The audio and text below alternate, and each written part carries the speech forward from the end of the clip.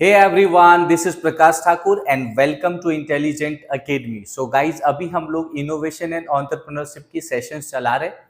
इससे पहले मैंने आपको 4 लेक्चर्स ऑलरेडी दे दिया है।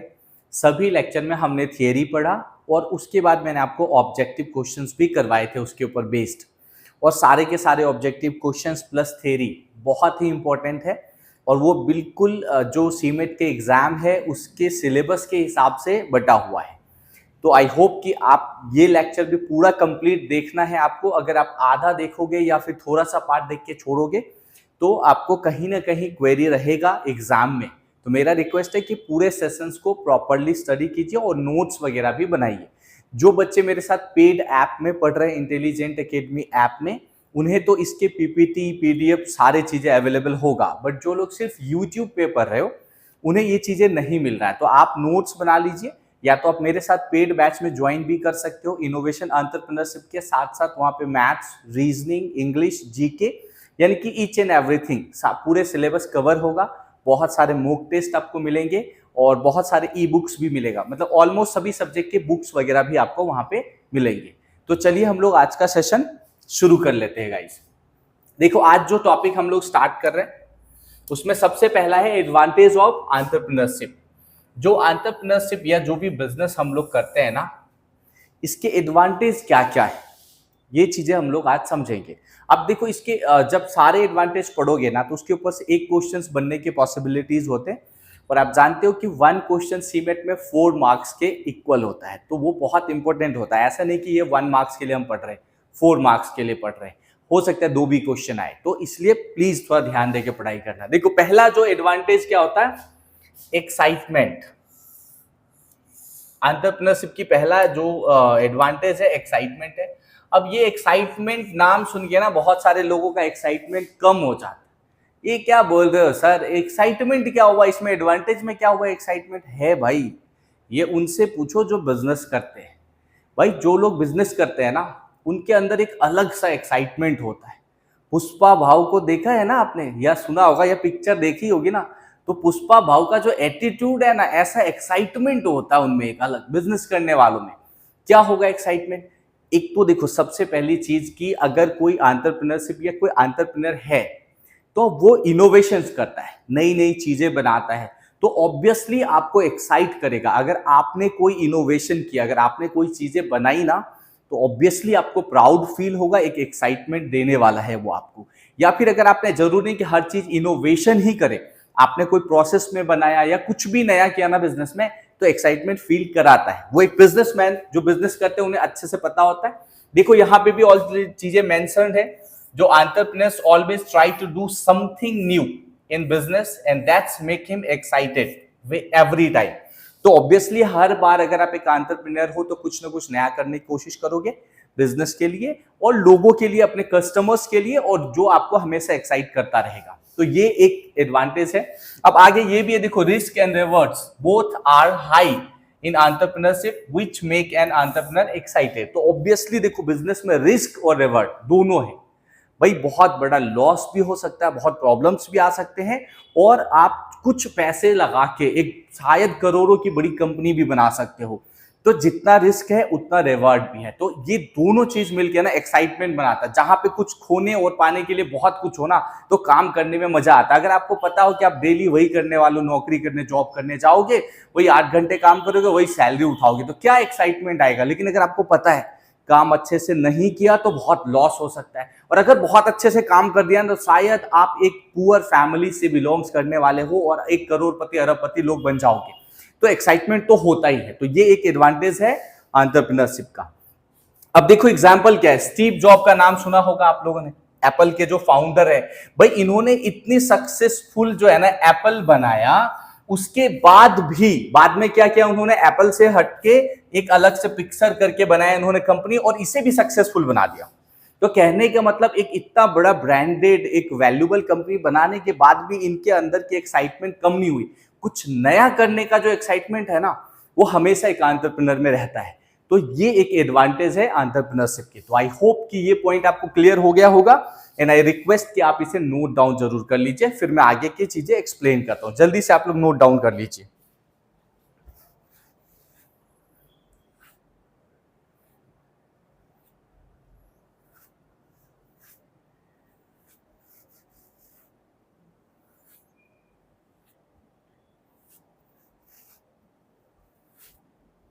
चलो तो आगे बढ़ते हैं। आई होप आपने नोट डाउन कर लिया होगा। अगर आप YouTube पे देख रहे हैं तो स्क्रीनशॉट भी ले सकते हो। अगर आप ऐप में मेरे साथ हैं तो शायद स्क्रीनशॉट नहीं, तब तो आपको ये PDF ही मिल जाएगा। ठीक है, चलो आगे बढ़ते हैं नेक्स्ट पे। नेक्स्ट जो एडवांटेज है इसका, ये है न्यू क्रिएशन और ओरिजिनलिटी। भाई देखो, ये एक एंटरप्रेन्योर हमेशा कुछ नया बनाते, और अगर आप कुछ नया कर रहे हो ना, उसको हम क्या कहेंगे, ओरिजिनल।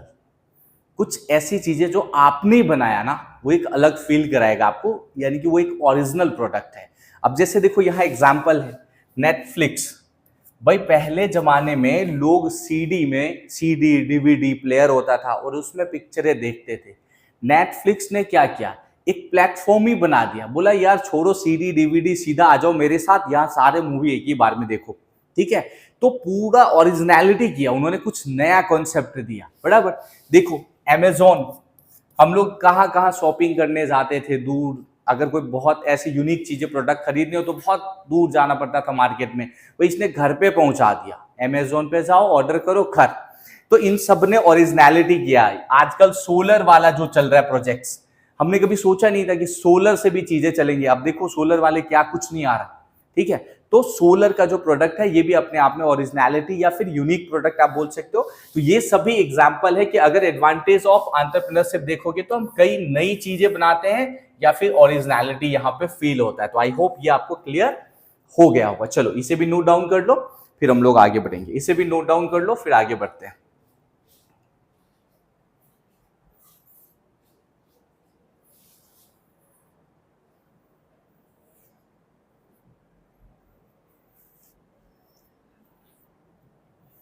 आई होप आपने नोट डाउन कर लिया होगा। चलो आगे बढ़ते हैं फिर। नेक्स्ट है, आप इसे ये वाले पॉइंट से खाली समझ लोगे, फ्रीडम या इंडिपेंडेंस, जो समझो आप। जब आप कहीं जॉब करते हो तो वो फ्रीडम इंडिपेंडेंस कभी नहीं मिलेगा आपको। अगर आप बिजनेस के ओनर हैं, अगर आप एक एंटरप्रेन्योर है, आपने बिजनेस स्टार्ट किया है ना, कोई टाइम बॉन्ड नहीं, कोई लिमिट नहीं। आप जब मन करे तब काम करो, जब मन करे तब रेस्ट कर सकते हो, जहां मन करे जा सकते हो। तो यहाँ पे 100% फ्रीडम होता है। रिस्पॉन्सिबिलिटीज भी होता है, वो हम बाद में डिस्कस करेंगे, लेकिन एक ऑनर को हमेशा फ्रीडम होता है। वो जैसे चाहे, जिस टाइम बॉन्ड में चाहे काम कर सकता है। जबकि जॉब करने में ऐसी फ्रीडम नहीं होता। ऑलमोस्ट टाइम या तो शिफ्ट में जॉब होता है या तो फिर 9 to 5 समथिंग। लेकिन ऑनर की कोई गारंटी नहीं होता, वो 12 बजे भी आए, 2 बजे भी आए, कभी भी काम करके निकल सकता है। तो एक फ्रीडम जो है ना, वो एंटरप्रेन्योरशिप का एडवांटेज है। ठीक है, अब यहाँ ऑलरेडी यही सारी चीजें दे रखा है। देखो, as an entrepreneur you have a great deal of freedom and flexibility to determine how you work. बराबर ना, वही बता रहा है कि आप कैसे काम करना चाहते हो, इसकी पूरी आजादी रहेगा आपको। आप फ्लेक्सिबल है, अपने आप को जैसे चाहो वैसे एडजस्ट करके कर सकते हो। You get choose your own working hours and decide where you work. और आपको कब काम करना है, कहाँ काम करना है, सारी चीजें आपके खुद के चॉइस में है, because you are the owner, you are the entrepreneur. Got it? तो यही है, होल सोल थिंग यही है। आप ये एक बार पढ़ लेना, कॉन्सेप्ट यही था कि आपको यहाँ फ्रीडम मिलेगा, आप जैसे चाहे वैसे काम कर सकते हो। तो आई होप ये भी आपको क्लियर हो गया होगा। चलो इसे भी नोट डाउन कर लो, फिर हम लोग आगे बढ़ते हैं और नई कॉन्सेप्ट्स को समझते हैं।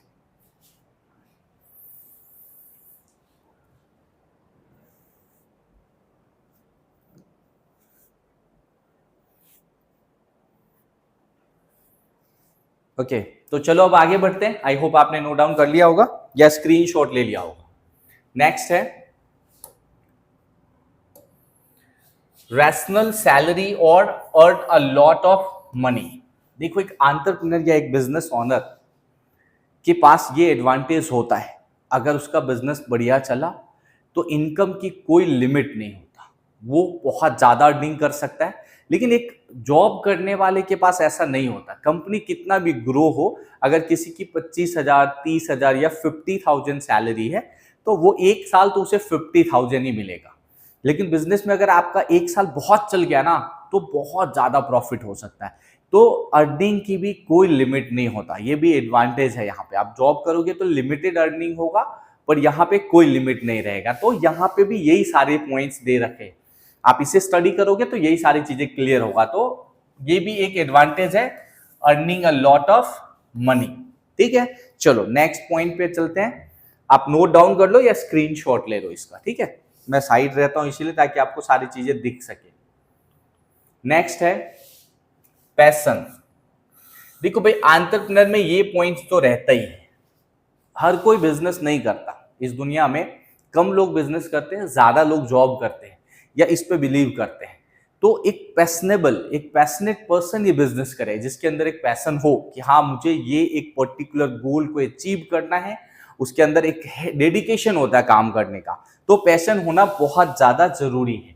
देखो, entrepreneurship is often passion project for many professionals because it's an opportunity for them to achieve their life long goals and passions. तो मतलब होल थिंग वही है जो मैंने आपको बताया कि अपने पैशन को फॉलो करना और उसे जो भी गोल है आपको उसे अचीव करना।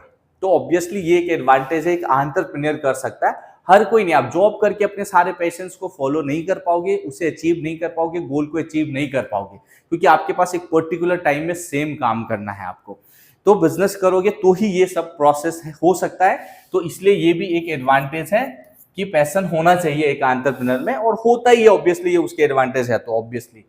ठीक है, तो आई होप ये आपको समझ में आ गया होगा। चलो ये भी देख लेते हैं। Sometimes people work in one career field for many years and then decided that they are ready to pursue a path that they have always wanted to do। अब सही बात है, ये क्या बता रहा है कि कई बार जो लोग होते हैं वो कई सालों तक नौकरी करते रहते हैं, घिसते रहते हैं उसी जॉब में, और एक दिन बोर हो जाते हैं और फिर वो जॉब क्विट करते हैं और अपने पैशन को फॉलो करने के लिए नई स्टार्टअप कर देते हैं। मतलब एक लेवल तक समझो ना, जब तक वो फ्रस्ट्रेट नहीं हो जाते पूरी तरह से तब तक छोड़ते नहीं। तो फिर ऐसा भी बहुत सारे लोग होते हैं जो सारा चीज छोड़ के फिर से अपने स्टार्टअप या बिजनेस को करने के लिए जो स्टार्ट हो जाते हैं। तो ये रियलिस्टिक लाइफ में ऐसा होता है अपने पैशन को फॉलो करने के लिए, और इसकी कोई लिमिट नहीं है।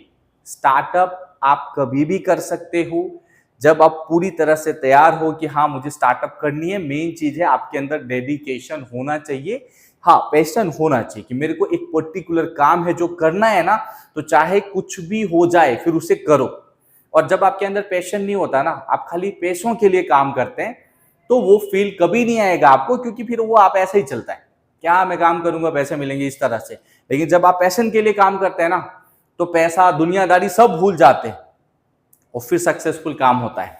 तो यहां यही है, पैशन एक एडवांटेज है एंटरप्रेन्योरशिप की। नेक्स्ट है develop a variety of skills. देखो भाई, जब अब ये सब यहां लिखा हुआ मैं एक्सप्लेन ऐसे ही कर रहा हूं, आप पढ़ो वही चीजें होगी। देखो, जब आप खुद का बिजनेस शुरू करोगे ना, तो एक आइडिया या फिर मान लो कि आपके एक टैलेंट से नहीं चलता, आपको वैरायटी ऑफ स्किल्स चाहिए। जो एंटरप्रेन्योर होते हैं, जो बिजनेस ओनर होते हैं ना, ऐसा नहीं कि उसे खाली बस बिजनेस चालू कर दिया और हो गया, उसे हर डिपार्टमेंट का नॉलेज होता है, वो हर चीज को समझते हैं। तो यहाँ यही दिया हुआ है कि develop a variety of skills, मतलब आप एक स्किल पे नहीं चलोगे, हर बार आपकी कंपनी में कुछ ना कुछ क्वेरीज आएंगे और उसे सॉल्व करने के लिए आप नई नई स्किल्स को सीखते हैं। एक एंटरप्रेन्योर की ये सबसे अच्छी क्वालिटी होती है कि वो हमेशा लर्नर रहता है, हमेशा नई चीजें सीखता है। तो अगर आप बिजनेस कर रहे हो, एक एंटरप्रेन्योर हो, तो ऑब्वियसली आपको वैरायटी ऑफ स्किल्स आ जाएंगे। अगर आप जॉब कर रहे हो ना जिस भी सेक्टर में, आपको उसी का नॉलेज होगा। लेकिन एक ओनर को ना अल्टीमेटली अप्रोक्सीमेटली समझो सभी सेक्टर का जो है ना नॉलेज होता है। क्यों नॉलेज होता है? क्योंकि उसकी मजबूरी है, उसे वो करना पड़ेगा। अगर वो करेगा तो एक बिजनेस बढ़िया सक्सेसफुल होने वाला है। तो आप एंटरप्रेन्योर बनोगे तो आपको वैरायटी ऑफ स्किल ऑटोमेटिकली आ जाएंगे। तो ये एक बहुत बड़ी एडवांटेज होता है एक एंटरप्रेन्योरशिप का। तो आई होप ये भी आपको क्लियर हुआ होगा, यहाँ पे यही सारी चीजें लिखा हुआ है, ठीक है। तो आपको ये क्लियर हो जाएगा। चलो ये भी नोट डाउन कर लो तब तक, फिर हम लोग आगे बढ़ते हैं।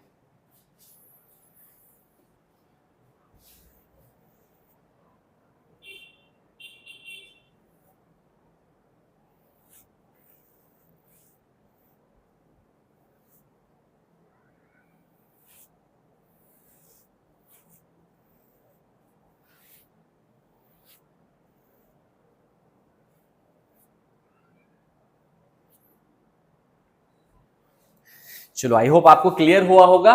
देखो ये स्टडी करना है, अगर आपको इसमें कोई क्वेरी हो जाए, कुछ पॉइंट ना समझ में आए तो कमेंट करके बता देना। ऐसे मैंने ओवरऑल सारी चीजें बता दिया है, तो भी चलो एक बार एक्सप्लेन कर दे रहा हूं, क्योंकि बहुत ज्यादा लिखा हुआ तो फिर ऐसा ना हो कि आपके मन में कुछ क्वेरी रह जाए। देखो, as an entrepreneur the most important skill that you can develop is leadership. तो ऑब्वियसली आप जानते हो, अगर आप बिजनेस ओनर हो, एंटरप्रेन्योर हो, तो आपके अंदर लीडरशिप स्किल तो होता ही है, तभी आप टीम लीड कर पाओगे, चीजों को संभाल पाओगे।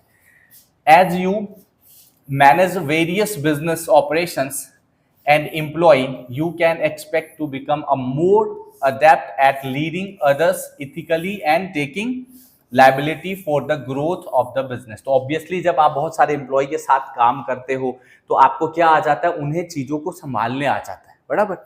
और यहां से भी कई नई स्किल्स आप सीखते हो, मैनेज कैसे करना है, और साथ साथ एम्प्लॉय के साथ साथ अपने बिजनेस को ग्रोथ भी कराना रहता है। तो उसके लिए भी बहुत सारी चीजें हमें हमेशा सीखने को मिलता है। ये हमारे एडवांटेज है एंटरप्रेन्योरशिप। देखो, you are also likely to enhance your time management. अब आपको अपने टाइम मैनेज भी करना पड़ेगा, बहुत सारी रिस्पॉन्सिबिलिटीज होगी तो टाइम को भी प्रॉपर मैनेज करना पड़ेगा। Multitasking and organisational skills specially during the early stage of the business. अब ये बोल रहा है, जब बिजनेस शुरुआत रहेगा ना, स्टार्टिंग रहेगा, आपके पास बहुत बड़ी टीम नहीं होगा, एम्प्लॉय बहुत ज्यादा नहीं रहेंगे, तो ऑर्गेनाइजेशन के ज्यादातर काम खुद करने पड़ते हैं। तो इससे आपको ऑर्गेनाइजेशनल स्किल सब सारे डेवलप्ड हो जाते हैं आपके अंदर में, ठीक है। यहाँ पे नेक्स्ट है, starting your own business is an opportunity for you to become a more well rounded individual. तो कहने का मतलब यही है कि अपना बिजनेस शुरू करने का मतलब ही यही होता है कि आप ऑल राउंडर बन जाओगे, यानी कि सभी सेक्टर का नॉलेज आपको हो जाएगा, ठीक है। और ये कंपल्सन है, ये रहेगा तो बहुत बढ़िया बिजनेस पर्सन बन सकते हो। तो आई होप यही चीज मैंने आपको इन शॉर्ट में बताया था, बट यहाँ थोड़ा सा है, तो चलो इसको भी हमने समझ लिया। अब आगे बढ़ते हैं हम लोग, नेक्स्ट देख लेते हैं।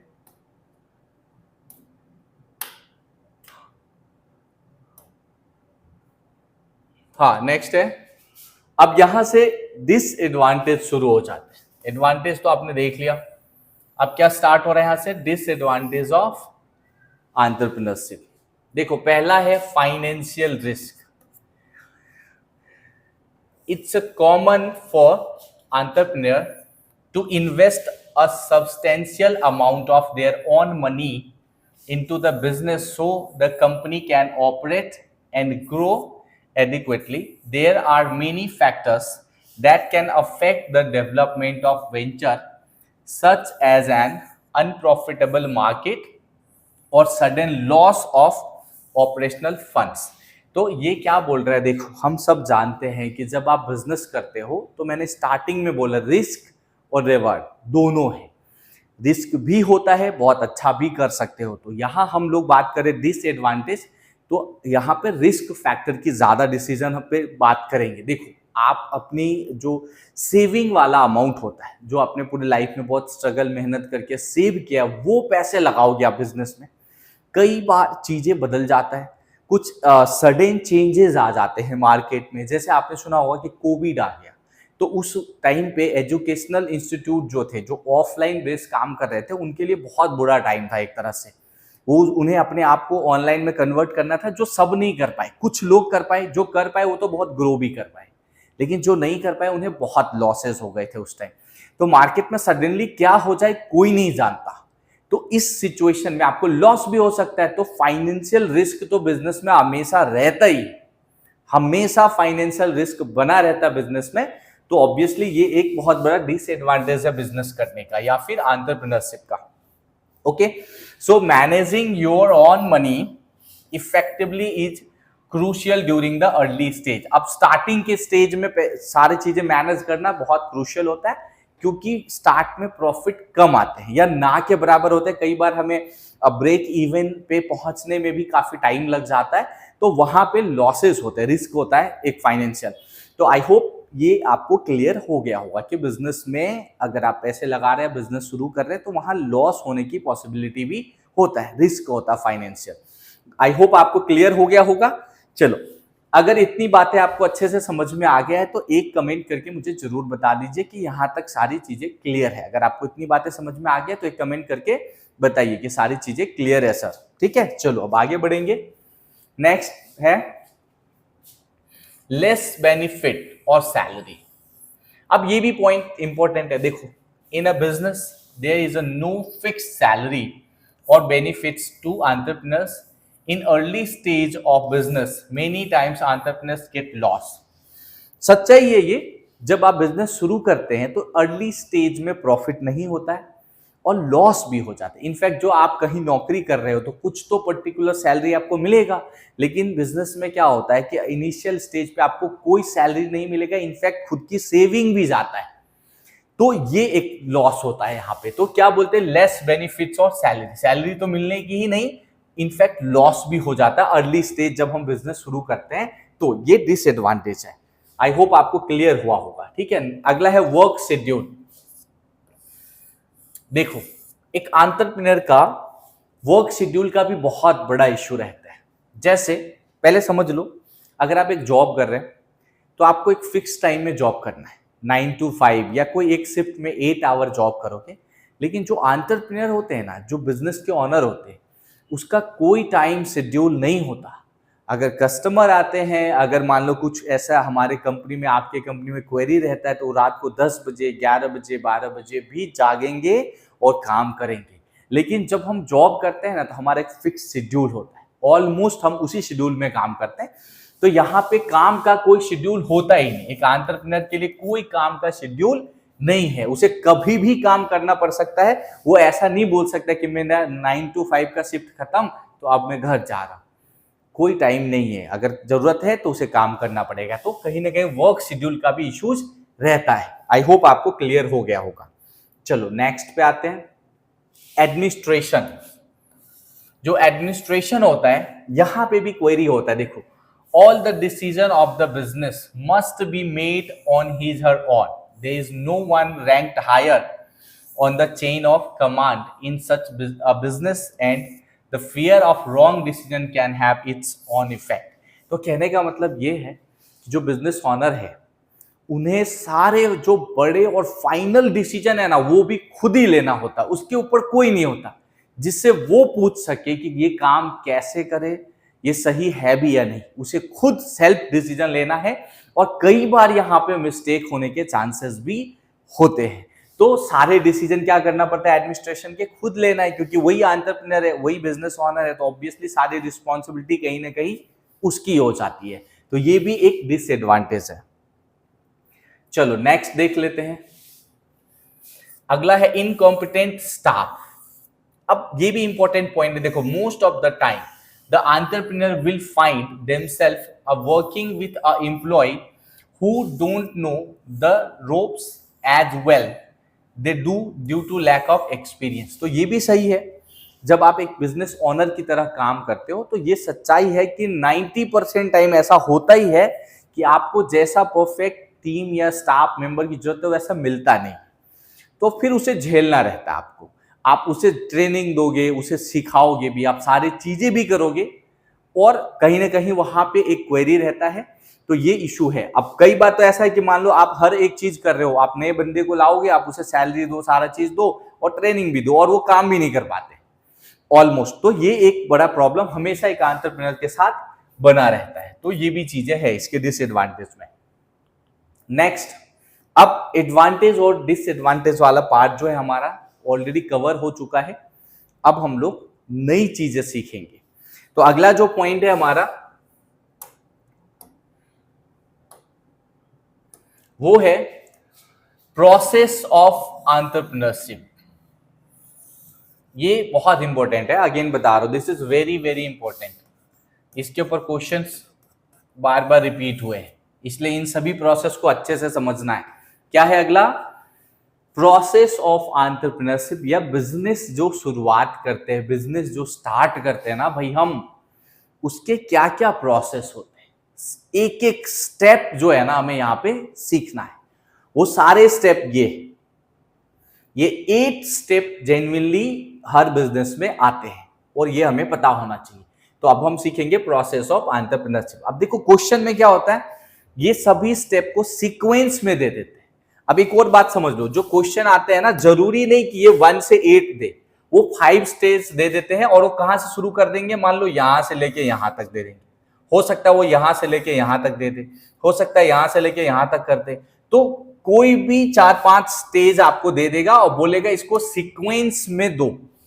और क्वेश्चंस आए हैं सीमेट के एग्जाम में प्रीवियस ईयर में कि इसको सीक्वेंस में रखने का होता है। तो पहला तो मेरा रिक्वेस्ट यही है कि इसे आप अच्छे से लर्न करें कि इसका सीक्वेंस क्या है।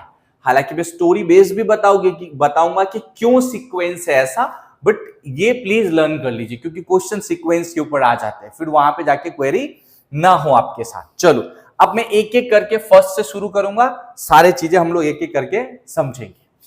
पहला ऑप्शन है बिजनेस शुरू करने का, एंटरप्रेन्योरशिप का, सेल्फ डिस्कवरी। इसका मतलब क्या होता है, इसका मतलब होता है भाई खुद को समझिए। हर आदमी सब कुछ नहीं कर सकता, समझ रहे हो ना। तो इस सिचुएशन में पहले खुद को समझना, अपनी कैपेबिलिटीज को समझना और फिर बिजनेस करना। अब मान लो आपके पास कोई स्किल नहीं है, कुछ भी नहीं है, आपके पड़ोसी को बिजनेस करते देख के अगर आपका मन होता है बिजनेस करने का तो बिजनेस डूबेगा। तो कहने का मतलब कि पहले सेल्फ डिस्कवरी, आई मीन खुद को समझिए आप। तो ये पहला स्टेज है। देखो, learning what they enjoy doing, examining their strength. देखो पहले क्या सीखना है हमें कि क्या करने में मजा आता है। फिर क्या बोल रहे हैं, examine their strength and weakness. आपकी स्ट्रेंथ क्या है, आपका वीकनेस क्या है। ठीक है, पहले ये समझो कि कौन सा काम करने में मजा आता है, वो बिजनेस करो। और फिर ये देखना है कि आपकी स्ट्रेंथ और वीकनेस क्या है। Examine work experience and relating to it potential opportunity. आपको पहले से क्या काम करने आता है, कौन से काम का एक्सपीरियंस है, और अगर जो काम करने आता है उससे रिलेटेड अगर कोई बिजनेस स्टार्टअप करोगे तो सक्सेसफुल होने के चांसेस ज्यादा होता है। तो सबसे इसका मतलब यही है, सेल्फ डिस्कवरी मतलब खुद को समझिए, आप में क्या पोटेंशियल है, आप में क्या दम है, आप कौन सा काम अच्छा कर सकते हो, जो काम करने में आपको मजा आता है, और जो काम आप बेस्ट कर सकते हो वो बिजनेस करो। सिंपल सी बात है। तो ये पहला स्टेज हो गया एंटरप्रेन्योरशिप के प्रोसेस का, राइट। आप खुद को समझ गए, मान लो आप खुद को समझ गए कि आप XYZ कोई काम कर सकते हो, आपको काम करने में मजा आता है, तो बस ठीक है, अब वो काम को आगे बढ़ाना है। आपको पता है कि ये काम करने में अच्छा भी लगता है और आपको करने भी आता है, तो अब वही काम आगे करोगे। अब अगला स्टेप क्या लेंगे, देखो अगला स्टेप है आइडेंटिफाइंग अपॉर्चुनिटीज। भाई अपॉर्चुनिटी को आइडेंटिफाई करना है। चलो देखते हैं। Looking for needs, wants, problems and challenges that are not yet being met or dealt effectively। अब पहले आपको ये पता चला कि आप में स्ट्रेंथ क्या है, ये पता चला कौन सा काम करने में मजा आता है आपको, और वो काम अच्छे से करने भी आता है। अब आपको ये देखना है कि जो भी काम आपको अच्छे से करने आता है उससे रिलेटेड जरूरत क्या है लोगों की। ठीक है, उनकी क्या मतलब जरूरत है ना, ये देखना है। और मार्केट में उससे रिलेटेड प्रॉब्लम्स क्या क्या है जो अब तक किसी ने सॉल्व नहीं किए। जो भी काम आपको करने आता है उस काम के रिलेटेड अब भी मार्केट में ऐसा क्या है जो किसी ने सॉल्व करके नहीं दिया, और अगर आप वो सॉल्व करोगे तो डेफिनेटली आपका बिजनेस सक्सेसफुल होगा। तो आई होप इतनी चीजें आपको क्लियर हुआ होगा। पहले खुद को समझा, अपनी स्ट्रेंथ को समझा, आपको काम करने में मजा भी आ रहा है, और उसी काम से रिलेटेड मार्केट में रिसर्च किया। यहाँ पे आपने आइडेंटिफाई किया अपॉर्चुनिटी कि मार्केट की जरूरत क्या है उससे रिलेटेड, और कौन से प्रॉब्लम्स है जो आज तक किसी ने सॉल्व नहीं किया, फिर आप उसे सॉल्व कर दो तो बिजनेस सक्सेस होगा। Got it.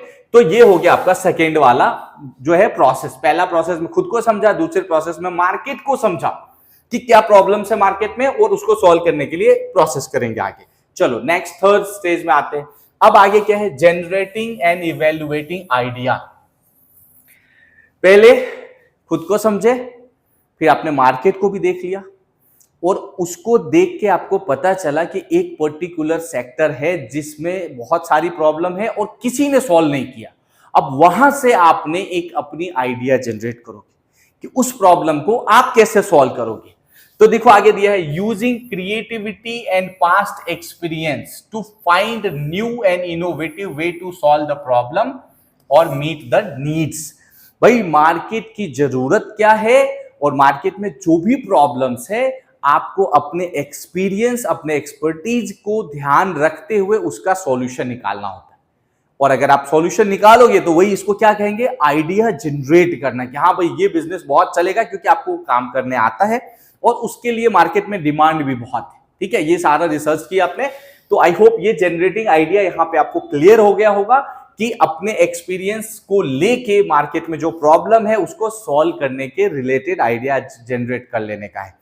तो आई होप कि आपको क्लियर हुआ होगा। ठीक है, चलो अब अगला स्टेज लेंगे, प्लानिंग करना। नेक्स्ट है researching and identifying resources needed to turn the idea into viable venture, doing the research in the form of written business plan, preparing marketing strategy. तो आप ये प्लानिंग से पहले देखो एक एक स्टेप फिर से जाते हैं। पहले खुद को समझे, फिर मान लो कि आपने मार्केट की प्रॉब्लम्स को समझा। तीसरे स्टेज में हमने क्या किया है, मार्केट की प्रॉब्लम्स को सॉल्व कैसे करें, अपने एक्सपर्टीज, अपने ब्रेन से उसके लिए आइडिया को जनरेट किया। अब आइडिया जो जनरेट किया उसे बिजनेस में कन्वर्ट करने के लिए प्लानिंग करना है हमें। तो क्या प्लानिंग में करोगे, रिसर्च करोगे, identify resources needed to turn the idea into viable venture. तो आपको ये रिसर्च करना है कि आपके आइडिया को सक्सेसफुल वेंचर बनाने के लिए कौन सी रिसोर्सेज की जरूरत है, आपको क्या क्या चाहिए बिजनेस को प्रॉपरली आपको स्टार्ट कर देने के लिए। तो यहाँ पे प्लानिंग करोगे। ऑब्वियसली प्लानिंग क्या करते हैं, प्लानिंग हम वही करते हैं जो काम करना उसका प्लान आउट करते हैं। तो यहाँ प्लानिंग में वही करना है कि हमें किन किन चीजों की जरूरत है, हमने जो आइडिया जो जनरेट किया उसको सक्सेसफुल बनाने के लिए। Doing the research in the form of written business plan. अब देखो, अब ऐसा नहीं है भाई कि आप चाय के लारी पे बैठ के चाय पीते हुए आइडिया बता दोगे हो जाएगा, ऐसा नहीं है। आपको एक प्रॉपर रिटन बिजनेस प्लान बनाना होगा। जब आपने आइडिया जनरेट कर लिया है तो प्लानिंग में एक प्रॉपर बिजनेस प्लान बनाओगे और कहीं भी इन्वेस्टमेंट के लिए जाओगे तो आपका बिजनेस प्लान वहां पे मैटर करेगा। अब देखो बिजनेस प्लान अपने आप में एक चैप्टर है जो आगे सेशंस में आपको बहुत डीप में पढ़ाऊंगा, उसके ऊपर भी क्वेश्चन आते हैं। यहाँ बस एक नाम के लिए आगे तो इतना ही समझो कि आपको एक रिटन प्रॉपर बिजनेस प्लान बनाना होगा। ठीक है, और मार्केट की स्ट्रेटेजी वगैरह को, मार्केटिंग को देखते हुए या मार्केटिंग के स्ट्रेटेजी बनाने के लिए भी बिजनेस प्लान की जरूरत रहेगा आपको। बिजनेस प्लान में सारे स्ट्रेटेजी आ जाते हैं। नेक्स्ट पे आते हैं राइजिंग स्टार्टअप और कैपिटल। अब देखो आपका बिजनेस का प्लानिंग भी कर लिया, आपको पता चल गया कौन से रिसोर्सेज चाहिए अपने बिजनेस को सक्सेसफुल बनाने के लिए। अब रिसोर्स तो खरीदना पड़ेगा ना, फ्री में तो नहीं आएगा, बराबर ना। रिसोर्सेज फ्री में नहीं मिलेंगे आपको, तो रिसोर्सेज खरीदने के लिए आपको क्या चाहिए, स्टार्टअप कैपिटल, भैया फंड चाहिए आपको। तो क्या करोगे, यूजिंग द बिजनेस प्लान, जो आपने बिजनेस प्लान बनाया है उसका यूज करके इन्वेस्टर्स के पास जाओगे to attract the investors, venture capitalist and partners. तो आप लोगों को अपनी आइडिया बताओगे, अपना बिजनेस प्लान बताओगे तो कोई इन्वेस्टर उसमें इन्वेस्ट करेगा, कोई आपके साथ पार्टनर बनना चाहेगा। अलग अलग होते हैं। अब ये वेंचर कैपिटलिस्ट ये सब क्या होता है, आगे मेरे कुछ लेक्चर्स आएंगे उसमें हम डिटेल में इस पे पूरा वेंचर कैपिटलिस्ट के ऊपर एकदम एक डेडिकेटेड लेक्चर होगा। अभी समझो ये सब पैसे लगाने वाले लोग हैं, ठीक है। तो यहां आओगे, अब पैसे दे दिया मान लो, फिर क्या करोगे, अब अगला स्टेज लेंगे स्टार्टअप। अब आपको किसी ने, कोई आपके साथ पार्टनर बन गया या आपको किसी ने पैसे दिए तो अब बिजनेस शुरू हो जाएगा, बराबर। स्टार्टअप कर लेंगे। देखो, launching the venture, developing the customer base and adjusting marketing and operational plans as required. अब आपके पास पैसा है, आपके पास आइडिया है, आपके पास बिजनेस प्लान है, तो आप क्या करोगे, बिजनेस शुरू। ठीक है, रजिस्ट्रेशन किया XYZ कंपनी, काम चालू। अब क्या करना है, कस्टमर लाने हैं, बराबर, बिजनेस को बढ़ाना है, प्रोडक्शन बढ़ाना है, ग्रोथ करने हैं, ये सारे प्रोसेस अब करेंगे। मतलब एक स्टेप बाय जा रहे हैं हम, स्टेप बाय स्टेप जा रहे हैं। ठीक है, बिजनेस का पूरा प्रोसेस करें, एंटरप्रेन्योरशिप का। तो स्टार्टअप करेंगे बिजनेस। अब क्या करोगे, ग्रोथ। स्टार्टअप भी कर लिया, बिजनेस चल रहा है, कस्टमर भी थोड़े बहुत आ गए हैं, प्रोडक्शन भी चालू है। अब ये दिमाग लगाना है कि ग्रोथ कैसे करना है, तो यहां ये वाले प्रोसेस में करो, growing the business, developing and following strategic plans, adapting to a new circumstances. तो हमें सिचुएशन के हिसाब से चीजों को मैनेज करके, एडजस्ट करके ग्रोथ पे फोकस करना है। तो इस स्टेज में क्या करना है, ग्रोथ के रिलेटेड हमें वर्क करना रहेगा। ये सारे प्रोसेस हम स्टेप बाय स्टेप जा रहे हैं। और अगला, अब ग्रोथ भी हो जाएगा, ठीक है। ग्रोथ होने के बाद हार्वेस्ट करोगे। हार्वेस्ट का मतलब क्या होता है? मतलब जैसे गांव में खेती होती है ना, तो फसल काटते उसको हार्वेस्ट करना कहते हैं। तो अब आपने अपना सब कुछ लगा दिया, तन मन धन, समझ गए ना? हाँ, और फिर बिजनेस शुरू किया, बिजनेस बढ़िया चल रहा है, बिजनेस ग्रोथ करा लिया। अब क्या करोगे भाई? मैक्सिमाइज करोगे प्रॉफिट, और जब बहुत प्रॉफिट बचेगा तो एक और वेंचर शुरू कर सकते हो, एक और कंपनी खोलोगे। जैसे स्टीव जॉब ने किया, एप्पल सक्सेस हुआ तो पिक्सर शुरू किया। तो ऐसे ही अगर आपने हार्वेस्ट वाली स्टेज पे आ गए तो कुछ और नए नए इनोवेशंस करोगे, नई प्रोडक्ट लॉन्च करोगे, नई कंपनियां खोलोगे। तो यही रहेगा इसमें। देखो, selling the business and harvesting the rewards. ठीक है, ज्यादा से ज्यादा सेल करके हमें मैक्सिमाइज करनी profit. How many? For many entrepreneurs this also means moving on the new venture and new challenges. तो इसका मतलब यही कह रहा है कि ज्यादातर एंटरप्रेन्योर क्या होता है, हार्वेस्ट स्टेज पे आके नई बिजनेस की तरफ मूव ऑन करते हैं, क्योंकि ये बिजनेस तो सेटल्ड है, अब वो चलता रहेगा। गॉट इट ना? तो ये सारे प्रोसेस थे एंटरप्रेन्योरशिप के। हमने अभी क्या पढ़ा? हमने अभी पढ़ा प्रोसेस ऑफ एंटरप्रेन्योरशिप। और आप फिर से ध्यान देना, मैंने आपको सीक्वेंस में समझाए, रियल लाइफ में भी ऐसा ही होता है। तो ये सीक्वेंस आपको याद रहने चाहिए, इसके ऊपर क्वेश्चंस आते हैं। एक बार फिर से वहां ले चलता हूं। देखो, मैंने जितनी पॉइंट्स अभी आपको समझाया, ये सीक्वेंस है। पहले खुद को समझोगे, समझ गए ना खुद को? फिर मार्केट को समझोगे, मार्केट में प्रॉब्लम्स क्या है। अब उस प्रॉब्लम का जनरेटिंग आइडिया में आइडिया जनरेट करके क्या करोगे? उस प्रॉब्लम का सॉल्यूशन ढूंढोगे, और जब सॉल्यूशन मिल जाएगा तो आगे प्लानिंग करोगे, भाई बिजनेस कैसे सेट करना है। जब आइडिया आ गया, बिजनेस शुरू करने का है, तो उसको शुरू करने के लिए क्या क्या रिसोर्सेज चाहिए, यहाँ प्लानिंग करोगे। और प्लानिंग भी हो गई कि हाँ, आपको पता चल गया कि क्या क्या सामान चाहिए बिजनेस खोलने के लिए, तो पैसा। फिर क्या करोगे? यहां से पैसे लाओगे, राइजिंग कैपिटल। और पैसे आ गए तो अब तो बिजनेस शुरू कर ही सकते हैं। तो फिर क्या करोगे? स्टार्टअप करोगे, भाई बिजनेस शुरू होगा। और बिजनेस शुरू हो जाएगा, प्रोडक्शन शुरू हो जाएगा, सेलिंग शुरू हो जाएगा, तो ग्रोथ कराओगे बिजनेस को, तो अगला ग्रोथ करेंगे। और जब ग्रोथ होगा तो प्रॉफिट को मैक्सिमाइज करोगे, यानी कि हार्वेस्ट करोगे। और इसके बाद नया शुरुआत, एक नई कंपनी। समझ में आ गया? तो ये पूरा प्रोसेस होता है एंटरप्रेन्योरशिप का। तो प्लीज इसे फोकस करके समझ लेना, इसको लर्न कर लेना। आपको इसमें से कोई भी 4-5 पूछ सकते हैं, किधर से भी पूछ सकते हैं। यहां से पूछेगा तो ये स्टेज, यहां से पूछेगा तो इधर से ले लेना, कहीं से भी पूछ सकता है। कई बार क्वेश्चन में यहां से आ गया है, यहां से यहां तक पूछा है। ज्यादातर टाइम क्वेश्चन में यही पूछा है कि आपको क्या बोलेगा, सीक्वेंस में बताओ प्रोसेस ऑफ एंटरप्रेन्योरशिप, क्या क्या बोल देगा, जनरेटिंग, इवेल्युएटिंग आइडिया। इसमें कुछ चीजों को थोड़ा अल्टर भी कर देते हैं, वो अपने मन से आप बना सकते हो, मैं आगे वो भी पढ़ाऊंगा। ठीक है, थोड़े बहुत अल्टर भी कर देते इसको, वो भी मैं समझाऊंगा। तो ऐसे आ जाते हैं, बट आप सारे पढ़ लो। मेरा रिक्वेस्ट यही है, सारे चीजों को पढ़ लो। ये रियलिस्टिक वे में है, कुछ प्रैक्टिकल में, कुछ मैनेजमेंट लेवल में इतने यूज करते हैं, क्योंकि देखो खुद को समझ ही गए होते कंपनी वाले, अब मार्केट की प्रॉब्लम समझ गए होते, बस नया बिजनेस शुरू करने के लिए आइडिया जनरेट करते हैं। तो अब जैसे कोई पहले से बहुत बड़ा एंटरप्रेन्योर है, बिजनेस ऑलरेडी कर रहा है, तो अब उसको खुद को थोड़े ना समझना है, तो ये स्टेप हटा देते हैं। अब मार्केट का प्रॉब्लम वो पहले से समझते हैं, क्योंकि ऑलरेडी 1-2 कंपनी खोल चुके हैं, सक्सेसफुली चला रहे हैं। तो ये दोनों स्टेज क्या करते हैं? हटा देते हैं। तो क्वेश्चन क्या हो जाता है एग्जाम में? यहां से पहला स्टेज क्या होता है? Generating idea. फिर प्लानिंग करते हैं, स्टार्टअप करने के लिए राइजिंग कैपिटल लाते हैं, स्टार्टअप करते, ग्रोथ करते, इतने स्टेज लेते हैं। हार्वेस्ट वाला प्रोसेस भी कई बार हटा देते हैं। तो ऐसा नहीं कि ये होता नहीं, होता है, पर आपको क्वेश्चन में आ सकता है, और अगर आएगा तो आपको आंसर दे देना। और ये आया हुआ है क्वेश्चन है, ये 3 से लेकर 7 तक के जो स्टेज है ना, आया है, आगे बताऊंगा मैं। ठीक है, तो आई होप इतनी चीजें क्लियर हो गया। इसको जरा जल्दी से नोट डाउन भी कर लो, और हम लोग आगे बढ़ेंगे। अब देखो, यहां तक सारी चीजें क्लियर करा दी आपको। अब देखो, ये इसके ऊपर क्वेश्चन बनाए, पहले इसे नोट डाउन करो, नोट डाउन करो, फिर एक्सप्लेन करता हूं। इसके ऊपर क्वेश्चन आ गया, इसे नोट डाउन करो, फिर एक्सप्लेन करता हूं। जल्दी से नोट डाउन करो। इसके ऊपर सीमेंट में पेपर आया हुआ है, ये वही स्टेज है, ये 5 स्टेज पूछा था। इसके नाम थोड़े से चेंज कर दिए उन्होंने, ऐसे ही करते हैं ये लोग, पर आप टेंशन मत लो। आप वो कितना भी चाहे आपको गोल गोल घुमाना, मैं यहां बैठा हुआ हूं, आपको कोई गोल घुमा ही नहीं सकता मेरे रहते।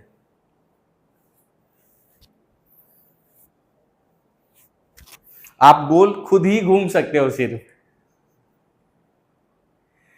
क्योंकि जब खुद गोल घूमने जाओगे तब फिर तो कोई रोक भी नहीं सकता। इसलिए यहां पढ़ाई में तो कोई गोल नहीं घुमा सकता आपको। चलो, आई होप आपने ये नोट डाउन कर लिया होगा। ये अभी मैं आपको और एक्सप्लेन कर दे रहा हूं। 2-4 सेकेंड और ले लो, अगर किसी का नहीं हुआ है नोट डाउन तो फिर मैं अभी इसको एक्सप्लेन कर रहा हूं।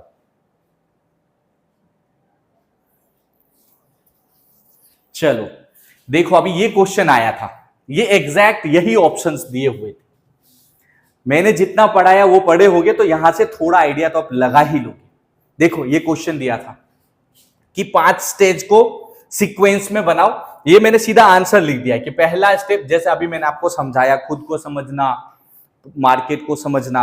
जब एक एंटरप्रेन्योर हो जाता है सक्सेस, तो ये सब नहीं करना है, उसे खुद सब पता चल जाता है। तो फिर पहला स्टेज क्या हो जाता है? आइडिया जनरेशन, आइडिया जनरेट करना। ठीक है, सिंपल। अब यहां से अगर आप लोगे एंटरप्रेन्योरशिप की प्रोसेस, तो कहने का मतलब जो बिजनेस करना है उसके लिए रिसर्च करना, डेटा कलेक्ट करना और प्रॉपर मैनर में उसको अरेंज करना और उसको स्टडी करना और समझना कि मार्केट में जो बिजनेस आप करना चाहते हो उसके लिए डिमांड है या नहीं, जिस एरिया में आप बिजनेस करना चाहते हो वहां पे कस्टमर है या नहीं, और जो भी बिजनेस आप जिस प्राइस पे करना चाहते हो क्या कस्टमर का परचेजिंग पावर इतना है कि वो उसे परचेज कर सकता है।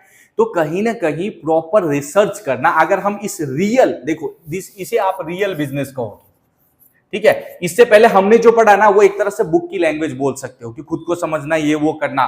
बट आज के टाइम में अगर आप बिजनेस के प्रोस्पेक्टिव से देखोगे तो रियल 5 होते हैं। ये क्या है? पहला, आइडिया जनरेट करने का मतलब है कि आपको रिसर्च करना है कि जो बिजनेस आप करना चाहते हो उसके लिए प्रॉपर एटमॉस्फेयर है या नहीं, सारी चीजें आपके फेवर में हो तो बिजनेस शुरू किया जाता है। तो ये पूरा जो रिसर्च करोगे उसे कहते हैं आइडिया जनरेशन। दूसरा, अपॉर्चुनिटी इवैल्यूएशन और ये फिजिबिलिटी एनालिसिस। भाई ये इसके पर क्वेश्चन आया था पिछले साल 2025 में, आ गया था फिजिबिलिटी एनालिसिस के ऊपर।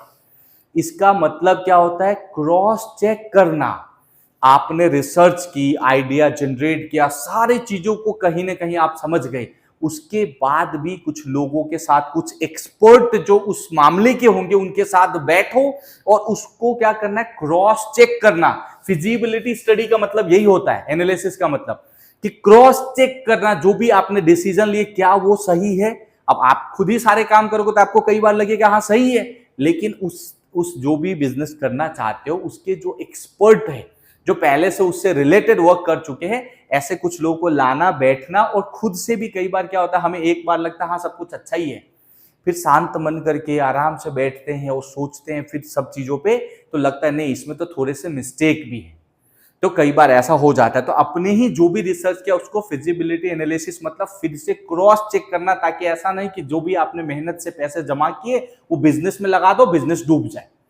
तो फिजिबिलिटी स्टडी बहुत इंपॉर्टेंट होता है बिजनेस के लिए। तो पहले आपने आइडिया लगाया, फिर उसको क्रॉस चेक भी किया, भाई एकदम सही है कि नहीं।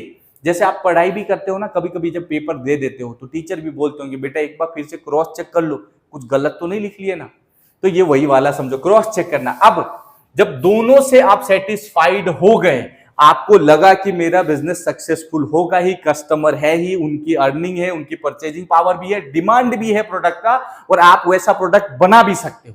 जब सारा चीज से आप सेटिस्फाई हो जाओगे तो क्या करोगे? प्लानिंग करोगे भाई कि अब क्या करना है, कौन से रिसोर्स चाहिए मुझे बिजनेस को शुरू करने के लिए, बस उसी पे प्लान आउट करना है। और जब आपको ये पता चल जाएगा कि क्या क्या रिसोर्स चाहिए बिजनेस करने के लिए, तो फिर क्या करोगे? फिर यहां पे कैसे करोगे? आप फंडिंग लाओगे या इस प्लानिंग में ये वाले प्रोसेस को ले जाएंगे। इसमें क्या करते हैं? एग्जीक्यूशन करना, कंपनी फॉर्मेशन करना, लॉन्च करना। अब लॉन्च करने वाले स्टेज में यहां एक पॉइंट मिस कर दिया है, यहां नहीं लिखा है कि फंडिंग कहां से लाओगे, बट आप इस प्लानिंग वाले स्टेज में ले लो कि हाँ इसके बाद फंडिंग लाओगे तभी तो लॉन्च करोगे कंपनी। तो कई बार थोड़ा घुमा फिरा देते, तो थोड़ा कॉमन सेंस आपको वहां पे लगाना होगा। ऐसा नहीं कि एकदम जैसे किताब में लिखा सेम टू सेम ही देगा, थोड़ा खुद का कॉमन सेंस लगाना। तो प्लानिंग के बाद क्या करोगे भाई? कंपनी खोलोगे। यहाँ पे फंडिंग की बात नहीं किया इन्होंने, स्टार्टअप जो कैपिटल जो हम इससे पहले पढ़ रहे थे उसकी बात नहीं किया है। इसका मतलब वो ऑटो भी समझो भाई, कैपिटल तो लाना ही पड़ेगा प्लानिंग के बाद। प्लानिंग के बाद हम क्या करेंगे? कंपनी खोलेंगे। फिर तो यहाँ पे ये कर रहे हो, कंपनी खोल ली, पैसे लाके फिर क्या करोगे? ग्रोथ होगा। कंपनी खोलने के बाद क्या होगा? ग्रोथ होगा। तो ये सीक्वेंस में है। तो इस तरह से आपको क्वेश्चन पूछ सकते हैं, और ये वाला एग्जैक्टली क्वेश्चन पूछा हुआ है, उसमें ये स्टेजेस दिए हुए थे। तो कोई स्टेज, जैसे इसमें फंडिंग वाला स्टेज को पूरा मिसिंग कर दिया था, लेकिन तो भी ये सीक्वेंस है उसके बाद का। तो आप ऐसे आंसर्स दे सकते हो। और अगर एक बार आपने मेरे सेशंस को अटेंड किए है ना, तो आई एम डैम श्योर कि आपसे क्वेश्चन सॉल्व हो जाएगा। ठीक है, थोड़े बहुत पॉइंट कहीं मिसमैच हुए तो भी आप थोड़ा सा लॉजिक लगा के आराम से सारी चीजें करोगे। मैं इसलिए डेप्थ बिल्कुल डीपली कवर कर रहा हूं टॉपिक्स को, ऐसे नहीं ऊपर ऊपर से भगा के खत्म कर रहा हूं, नहीं।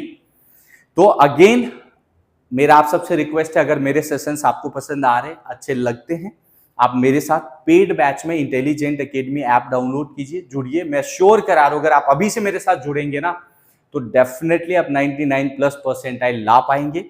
तो अच्छे से फोकस करके डेली पढ़ाई कीजिए और इंटेलिजेंट एकेडमी के यूट्यूब चैनल पे भी आइए, रेगुलर आप चेक कीजिए, सेशंस आते रहेंगे। बट पेड में आप सारे सब्जेक्ट को कवर कर पाओगे, मैथ्स, रीजनिंग, इंग्लिश, जीके और इनोवेशन और एंटरप्रेन्योरशिप, सभी को। मॉक टेस्ट मिलेंगे, बुक्स मिलेंगे, पीडीएफ नोट्स वगैरह बुक मिलेंगे आपको, तो ज़्यादा बेटर प्रिपरेशन कर पाओगे। इसलिए और देखो बेटा, आप जानते हो कि भाई अब थोड़े से कॉस्ट में अगर आप एमबीए अच्छे से अच्छे यूनिवर्सिटी कॉलेज से एमबीए कर पाए और बढ़िया पैकेज मिलेगा, लाइफ सेट हो जाएगा। और अगर अभी 2-4 हज़ार बचाने जाओगे ना तो क्या होगा, फिर वही डिग्री लेके भागते रहने का, यहाँ वहाँ वहाँ जॉब नहीं मिलती रहती है। ऐसे लोगों की कमी नहीं है। तो अच्छे कॉलेज, अच्छे यूनिवर्सिटी से एमबीए करो, उसके लिए अच्छी स्कोर चाहिए सीमेट में, जो ऐसे ही नहीं आएगा बेटा। ठीक है, तो प्लीज़ थोड़ा ध्यान दो, आप मेरे साथ ज्वाइन कीजिए इंटेलिजेंट एकेडमी ऐप में। तो आज के सेशन में इतना ही, अगले लेक्चर में आपसे फिर मिलता हूँ। तब तक के लिए थैंक यू सो मच। आप लोग फिट रहिए, फाइन रहिए, पढ़ाई लिखाई करते रहिए। Thank you.